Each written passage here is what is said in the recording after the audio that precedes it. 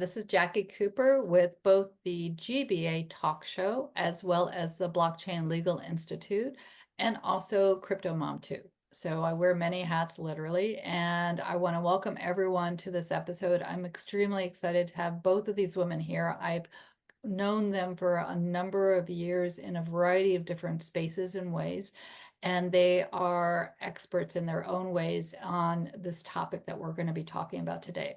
But before we dive into why you need to know who they are and what they're doing, I'm going to share a little bit more about the GBA as well as the Blockchain Legal Institute. So the GBA is an organization called the Government Blockchain Association. They host a number of educational events and conferences throughout the year. So you definitely, if you don't know about the GBA, you should definitely go to gbaglobal.org and register for the events. And then on the other side that they do, they have what's called the Blockchain Maturity Model, the BMM. And that is definitely something that anyone who is in the blockchain space, who has a company in the blockchain space, should be looking at learning about, so that way your company can go through the assessment model. In fact, that is one of the ways that I have been able to kind of navigate understanding what blockchain is by taking those classes. And Stacey actually is also very heavily involved with the GBA in terms of the various working groups, and she's going to share a little bit more about that. And then we have Amber, who I know has been in the FinTech world for a while, and she also is going to be sharing a little bit more about her background. So I'm going to hold off sharing a little bit about the Blockchain Legal Institute until the end. I want to welcome both Stacey and Amber to our talk show today, because you are actually, women who are leading the field in terms of financial knowledge and the space of accounting and planning and a whole slew of other topics. So I really want each of you to kind of introduce yourselves, your backgrounds, because there might be individuals even within GBA or everyone else who's seeing this on social media might not know the depth of your knowledge. So go ahead. I don't know who wants to talk first. I'll let Stacey go first. All right. Oh, look, nominated by the crowd. Hi, I'm Stacey Ferris. I'm the resident vampire. I'm sorry. Yeah. So in all seriousness, I'm a certified public accountant, certified fraud examiner. I've been working in the field of forensic accounting and audit for over a decade. Began my crypto journey around 2017 as a personal endeavor. Became a co-author on a economic study of encryption, and that launched me into reading and writing about blockchain and what it could do for accounting and audit, as well as getting familiar with crypto and what that meant for accounting, for the economy, and so forth. In 2021, the University of Maryland invited me to develop and teach a course on blockchain and digital assets, and they wanted a course taught by a CPA to teach it from the perspective of an auditor. So I developed that course and just recently wrapped up my third year of teaching that. It's been a very successful course in terms of, just getting people into the class. All my students agree, they learn a tremendous amount. Most of them start with zero understanding of blockchain itself. I'm also an adjunct with Virginia Tech in their executive MBA program, teaching fundamentals of accounting. So explaining the basics for people who need it and who are not technical accountants. So lots of experience on that side with developing material and teaching things to both accounting students, to non-accountants, and so forth. With the Government Blockchain Association, I co-lead the Blockchain Asset Management Group. We're developing a certification course, which is right now looking like it's going to be somewhere in the neighborhood of 10 hours of material. It's a lot of material. 10 hours means I'm going to talk fast the whole time. And it is a course that is very comprehensive. It covers accounting, legal, and tokenomic considerations for digital assets. Our goal is to develop a certification that will basically equip somebody to really deeply understand. Now, maybe not deeply, but at least have a real comprehensive knowledge of, here is the business environment for an entity that wants to either create, buy, sell, invest in, whatever it is that you're working towards, we're going to equip you with the knowledge to be able to do that. This course is also going to be a certification required for a BMM assessor within a BMM, a blockchain maturity model team. So a lot of people in the GBA have seen my face and know me because we are taking this course material and turning it into the source for all of the future of money governance and the law conferences. So those conferences, our spring conference that happens every year, is based in and around the material in this course. And so we want to make that our annual course where we talk about everything blockchain asset, digital asset management.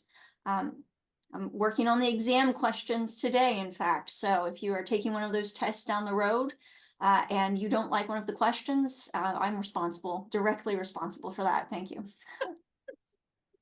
There's a lot there for sure. Amber, go ahead. Well, one thing she didn't mention is she is my co-founder at our company and our CFO. I'm Amber Welch. I am the CEO of FinSuite Inc. and co-founder with Stacey. My background is similar but different. I have been in the fintech space for almost I guess now 2 decades. I started out by dual majoring in accounting, information science, and then computer science. So I hold actually 3 degrees, but those 2 I use is how I jokingly refer to my life. And started out in the public accounting world as an auditor, spent a number of years in the corporate world working for Fortune 200 companies at the executive level, and then have been in the Web3 space since about 2016, 2017. Started out there as a partner at a accounting group, and then made the jump into projects and finally decided, why am I working for other people? And co-founded this company with Stacey. And so my experience is both on the finance side, but also at the C-suite level on the operations side. And that is probably a good segue into what you want to talk about next, Jacqui. Yeah, no, you know what I love about this? 3 strong women doing a lot in this space, leading the way and seeing problems that need to be solved, and then taking the step to solve them. So I would like you to share your screen now because I know that the other thing I'm going to share with everyone is no matter when you see this episode, reach out to Amber and Stacey because we're going to be talking about a 2024. I'm still getting in my head 24. I was about to say 23. 2024 January, February special that they're offering. So you might hear this episode in March or April or later. Reach out to them. You still need to know what they're doing and what specials that they might be offering. But first, I really want to ask you, because it's been staring me in the face. I love FinSuite. I love the Fin. Why that logo? What made you think of that, first of all? So that question is going to probably mostly be my direction. When we were contemplating how we wanted the company to be presented, what we didn't want was to sound like every other company. And I had a lot of debate in kind of doing some exploratory research here and talking to people who technically are our competitors, but in reality are our dear friends. And their argument was always, yeah, but we come up really easily in Google searches if it's these general terms. But what I have found is it's really confusing for people to remember companies that all have similar names. So we wanted to stand out, but still make sense. And so what came to mind for both Stacey and I is when we were developing the idea of what we wanted to be for a company, we wanted to act kind of like their compass, their North Star. And sharks have an innate sense of both direction and ability to kind of lead the herd in the ocean. And so we wanted to definitely present this idea that with us, you are going to have somebody that can take the reins and handle what you need, but also help you chart your way to the right success. So we kind of landed on this nautical theme. And Suite was more born out of the idea we didn't want to peg ourselves down to just one little area. Yeah. We really wanted to be holistic in the approach of what our roadmap might look like long term. And you know what I love? I love play on words. FinSuite. the financial suite. I mean, again, it's all about what are you doing, from the financial planning side, the accounting side, everything from that perspective. So I love it. And maybe a little bit later at the end of our talk, I'll talk to you about the cruise that we're doing, because there's a play on words for that too. But again, I was definitely drawn to that right away. So explain to everyone, what are the services that you offer, and what is the special that I was really wanting to share with everyone, because I thought it was very important. So I don't know who wants to speak first. I can take talking about some of the financial services and the risk analysis service. So we have kind of 4 verticals of services that we provide. I'm really taking the lead on the financial services and a lot of the risk analysis piece of things. Financial services being your outsourced CFO, your outsourced controller, outsourced accounting work. Maybe you need to get set up in QuickBooks. Maybe you have been working with a CPA firm or another bookkeeper who doesn't really understand crypto. And you want someone who just understands the area a little bit more. Yeah, exactly. And so we understand crypto, we understand Web3, we totally we're on top of, we stay ahead of, what do you need to have in your accounting system in order to be able to handle these types of transactions. And so, yeah, that's financial services. Also, as a forensic accountant, we are able to offer different forensic services. So let's say you need help with a fraud investigation. We can handle this with utmost discretion and sensitivity. I'm well connected in the forensic space, so any kind of forensic expertise that's necessary. Of course, for that, you would have to have us engaged by your legal counsel. So we are working with one law firm right now. And with more to come, it looks like. So we can provide, depending on the nature of things, for people who we prepare the accounting, I cannot do evaluation or forensic services. But if we are not doing your accounting, then we can absolutely help you with, let's say you need to organize your accounting records to defend against the regulatory agency, or you need to prepare financial statements or something of that sort. Well, we can prepare financial statements, but we can't audit them because we're not a CPA firm. So there's a wide range of things that we can help with. If you're kind of like, well, I don't know what I need, or if you're like, I need this and I'm not sure if you can help, please reach out and let's talk about it. And at the very least, I can help you get some clarity on what you do and do not need.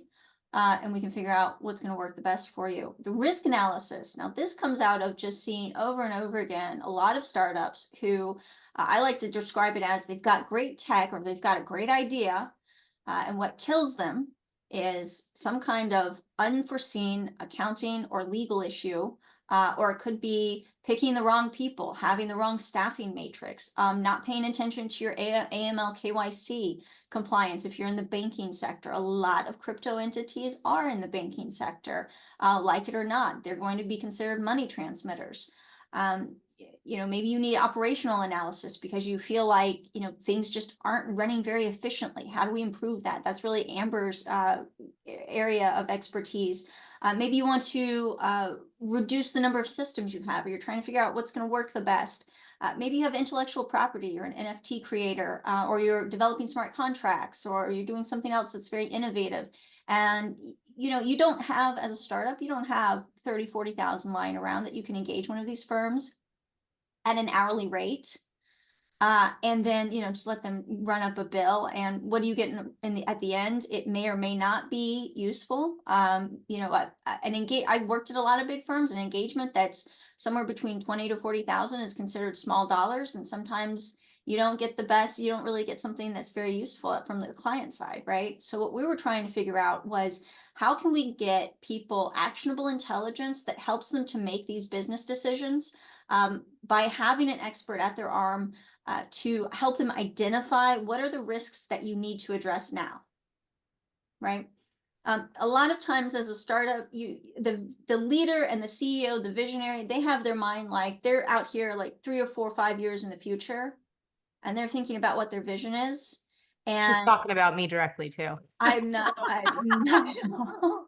And she's not wrong. Well, they've got the vision, and the vision's wonderful, right? But when you're looking up and looking ahead, I love to hike, and if I don't watch the ground and keep a pretty close eye on the ground, I'm going to trip over a root or a rock or something like that. So, you gotta have, basically, you gotta have that vision. What we want to provide with this risk package is an affordable, fixed fee, low cost service and access to really competent experts in the crypto field. All of these people here that we have identified, these are people we personally know and are partnering with as our preferred partners. So we have a lot of trust here that this is a great person to talk to. If, for instance, let's say you got a notice from the IRS, or you think that maybe your taxes are incorrect, or you've fallen behind on filing your taxes, and you're trying to figure out, how do I even get organized to do this, right? So we would say, start with us. We can look over things, right? So what we're offering in January and February is actually the financial risk analysis, which is what I perform. Essentially, you'll get my eyes on your chart of accounts, your accounting system, talking to you about your financial processes, and what your business model is, and like, how are your revenues coming in? What are your expenses? I'll look at your financial statements, and I'm going to give you a pretty quick turnaround and tell you, with a report, a summarized report, here's what is strong. This looks great. You're doing great here. There's no need to worry about this area. Keep chugging. It looks like these things are missing out of your chart of accounts. Are you tracking this? The valuation here may be a problem for you. It doesn't look like it's quite correct or something like that. So basically, it's to give people an idea of, where am I good? Where am I not good?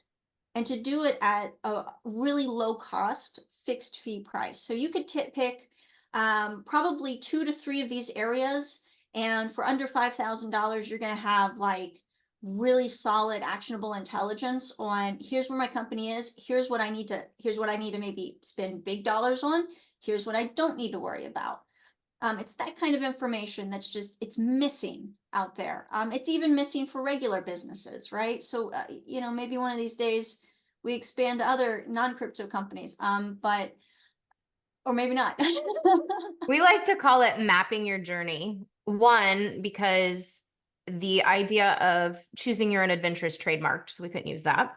But it's that idea, right? It's the idea that a company, a user can come in here and say, hey, I have no real insight in all of the million hats I'm supposed to wear, but I had this fantastic idea. I've got a basis to start building on, and I want to know where I'm exposed, versus having to be reactionary, which has been historically the case. And so by being able to come in here and create this customized package for a very, very low cost, and it's not just like getting a great deal, they're getting a great deal with the top experts in the industry, which is an unheard of opportunity. And so the promotion that we're doing obviously is geared towards Stacey's expertise, my background as well. And then outside of that, we do have other services. Obviously, that's a big chunk of what we do for most of our clients. We also have operational services, which is my cup of tea, even though my background was originally finance. Same idea is, we want companies to be able to have one place they can come, because historically what we've seen as far as issues is companies get lost in the idea when they're bootstrapping and starting of what all they need and where to go. And there's a million contracts, and it's overwhelming and expensive. And so what we wanted to do was provide them somewhere that they could get everything they need in one location for a flat fee that's entrance level, that they could actually afford and know that they're getting top talent handling it. And so from the operational side, that's basically, think of it like your COO, the person that you need to help you identify processes, figure out implementation, understand customer success, build your team, because as a startup, that initial team is one of the most important things. It will make or break the roadmap for your company. And then be able to go beyond that. We're actually in some final talks to add a 4th service level of digital marketing right now. So that is a coming soon item. But we really want to be that single voice and partner that everyone knows they can trust, that has their best interest in mind and not our bottom line, and really be able to deliver a change in the Web3 space that provides services that are sorely needed. I really appreciate what you're doing, because I know with my legal hat, one of the challenges I have as a lawyer is the idea of the billable hours. And I really appreciate the fact that you're looking at the whole company, the whole story, and trying to make it affordable, but at the same time, quality. So, you know, that I think is invaluable, especially whether or not you've been in business for a long time or a short time. You're always budgeting. You're always looking at how do you kind of stretch the dollar and Yeah. how do you make it grow for you. But you also need to have a team that knows who you are and what you're doing. And whether it's having someone who is a blockchain attorney who has a knowledge base, or someone in the forensics or accounting area, you need to have everyone in your team have that knowledge base, or at least if that person's new to the area, and I'm talking to those in the financial space that might want to develop a practice in this area, you need to reach out to Stacey and Amber as well, because their background knowledge, and you can have more than one person on your team. And I always refer to it like a general practitioner in medicine. You know, you might be a general practitioner, but you then might go to a specialist in an area because that's not your area. So if you do have a client who is navigating this space, but that's not your area in the accounting, financial services, the auditing side, reach out to Stacey and Amber, because that is their space, and they can help guide you in a way that I think would be critical. It's important for growth, for sure. So, We're doing some pretty interesting things in this area too with respect to pricing. Like we've set a policy internally that, you know, our pay, me and her, we're the executives of the company right now. Our pay will not exceed 3 times our lowest paid employee. You know, we've capped ourselves and we intend to keep that, right? We're doing fixed fees on most of our work. Litigation, caveat, litigation has to remain at an hourly rate just because of the nature of litigation, but to the extent possible, wherever we can do fixed fee, like here's the cost, one cost, that's it. That's what we're really aiming to do. What that means is that we take the risk of planning the engagement appropriately and using our resources appropriately. You know, if I spend too many hours on something, that's my problem that I'm going to have to eat, right? I'm not going to pass that off to my client. I have to manage my engagements and my time and my staff appropriately in order to meet what my clients need. yeah, no, I appreciate that fully. I know that you have some things coming down the pike.